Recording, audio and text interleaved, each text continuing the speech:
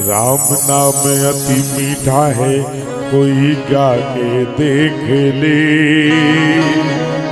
आ जाते हैं राम कोई बुला के देख ले। दुर्लभो मानुषो देहो देहिना क्षण भंगुरे। मनुष्य का जन्म बड़ा दुर्लभ है, मिलना बहुत असंभव है। दुर्लभो मानुषो देहो देहिना क्षण भंगुरे। श्री सुखदेव जी कहते हैं तत्रापि दुर्लभम मन्ये वैकुंठम प्रिय दर्शनम। मनुष्य का ही मन एक ऐसा है जो वैकुंठ का दर्शन कर सकता है। अर्थात मनुष्य के पास में वो शक्ति है कि जन्म और मरण के चक्र को खत्म कर सकता है। वरना तो बार बार ये जन्म लेता है, बार बार मरता है ये प्राणी। जब से ये धरा, जब से ये सूर्य और चंद्रमा तारे आकाश बना है, तब से ये जीव बार बार जन्म लेता है। पुनरपि जननम पुनरपि मरणम माता गर्भे जठरे सैनम।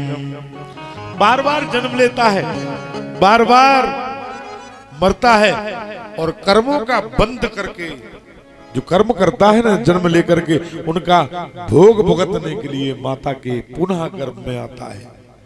और गर्भ में इतनी यातनाएं पाता है। भगवान कपिल कहते हैं माता देवहूति से संवाद करते हैं, कपिल देवहूति संवाद। भागवत की कथा में मैत्रेय और विदुर का संवाद। मैत्रेय जी यही विदुर जी को कथा सुना रहे, और यही कथा भगवान कपिल अपने पिता ऋषि करदम्ब को और अपनी माता देवहूति को सुना रहे। भागवत जी की परम मंगलमय कथा को कल महात्म की कथा को सुना है, जिसमें ऋषियों ने हमें उपदेश दिया कि मनुष्य का जन्म बड़ा दुर्लभ है। धुंधकारी की गति को आपने देखा, इस कथा के श्रवण करने से वो दुराचारी धुंधकारी भी परम गति को चला गया। ऐसी कथा है भगवान की, अर्थात जो न तपस्या से पाया जा सकता है। न गंगा न गया काशी पुष्करम न प्रयाग क्यों। न प्रयाग में, न गंगा में, न गया में, न काशी में 1000 बार स्नान करके भी जो पाया नहीं जा सकता, जो भगवान की कथा को श्रवण करके पाया जा सकता। इतनी महिमा है कथा की, इतनी महिमा है, मैं गा नहीं सकता। भागवत जी कहती हैं वेदोपनिषदो सारा श्रीमद् भागवती कथा। 4 वेद 6 शास्त्र 18 पुराणों का सार है श्रीमद् भागवती। वेदोपनिषदा सारा श्रीमद् भागवती कथा।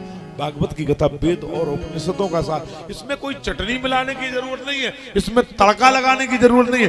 भागवत का तो एक एक श्लोक का अर्थ करना आदि आता है, लगाना आता है, तो एक एक अर्थ में इतना आनंद है। आनंद नहीं परमानंद है, परमानंद नहीं ब्रह्मानंद है। इसमें अलग से चटनी की जरूरत नहीं है। भोजन फीका बनेगा तो पापड़ की जरूरत पड़ेगी, चटनी की जरूरत पड़ेगी, अचार की जरूरत पड़ेगी, तड़के की जरूरत पड़ेगी।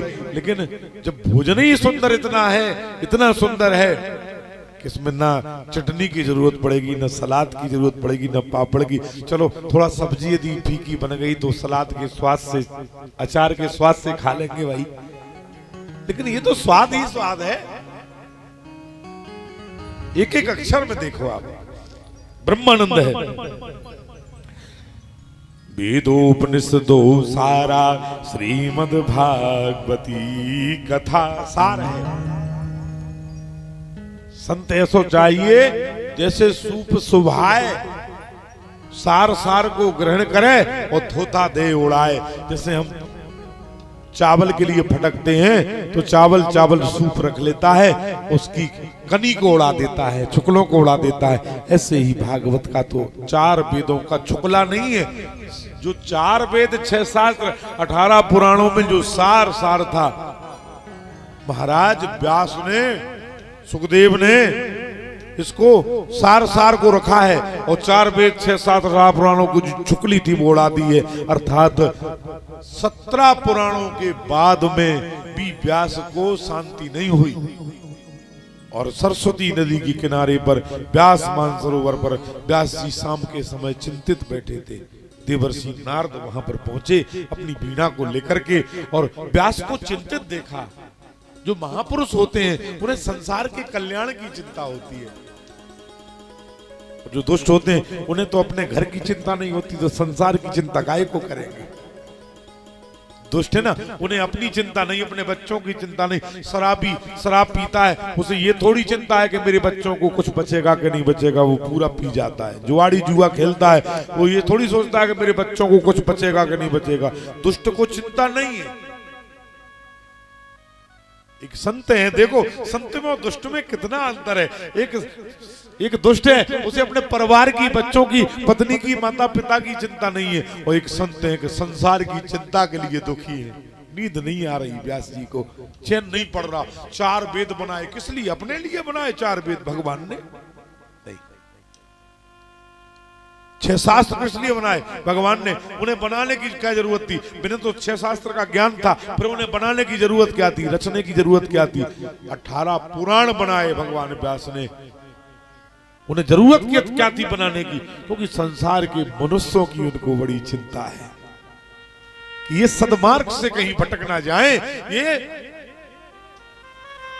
मुझे त्याग ना दें, धर्म को ना त्याग दें। विषम परिस्थिति में भी मनुष्य को अपने धर्म का त्याग नहीं करना चाहिए।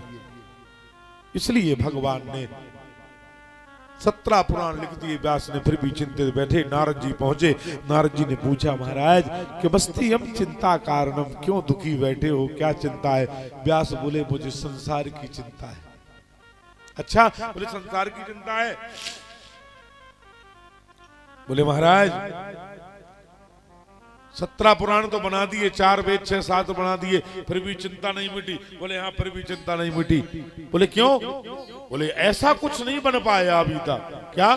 श्रवण मात्रेण मुक्ति भवेन संशया। इसके श्रवण करने से संसार के मनुष्यों को शंका ना रहे, मुक्ति हो जाए। यस्या श्रवण मात्रेण मुक्ति करतल स्थिता, जिसके श्रवण करने से मुक्ति मुट्ठी में आ जाए। करतल माने हथेली में आ जाए। कहते हैं ना, गांव के मुखिया हैं, गांव तो मुट्ठी में, जहां से निकाले वहीं से निकल जाए। भागवत जी ऐसा पुराण है, ऐसी कथा है भागवत की कि मुक्ति तो दासी बन जाती है। जो भागवत की कथा को श्रवण करते हैं उन लोगों की मुक्ति दासी हो जाती है, मुट्ठी में आती है। मुक्ति करतल स्थिता। भागवत नहीं है, महात्म के अध्याय नंबर 3 के 30वें श्लोक में लिखा है। क्या लिखा है? श्रीमद्भागवतोऽयं प्रत्यक्षं कृष्णैव हि स्वीकृतो हि मया नाथं मुक्त्यार्थं भवसागरे। भागवत जी साक्षात प्रत्यक्षम कृष्ण भी ही। भागवत में 2 बार 2 श्लोकों में आया, जिसमें व्यास जी ने भागवत को प्रत्यक्ष भगवान कृष्ण कहा। 30वें श्लोक में महात्म में 2 बार आया। प्रत्यक्षम कृष्ण ये भी स्वीकृतो ही मया नाथो मुक्त्यार्थम भवसागरा। जो ये स्वीकार कर लेंगे कि भागवत ही हमारे नाथ हैं, स्वीकृतो ही मया नाथम मुक्त्यार्थम भवसागरे, ऐसे जीवों की मुक्ति हो जाएगी। दूसरा महात्म का तीसरे अध्याय का 30वां श्लोक है, 62वां श्लोक है। पहला 30वां और दूसरा 62वां। इसमें 2 बार भागवत को भगवान कहा है। तेने बांगमयी मूर्ति प्रत्यक्षा वर्तते हरि। साक्षात बांगमयी मूर्ति है भगवान की, साक्षात प्रत्यक्ष हरि है ये। दुर्लभे कथालोके श्रीमद्भागवतोद्भवा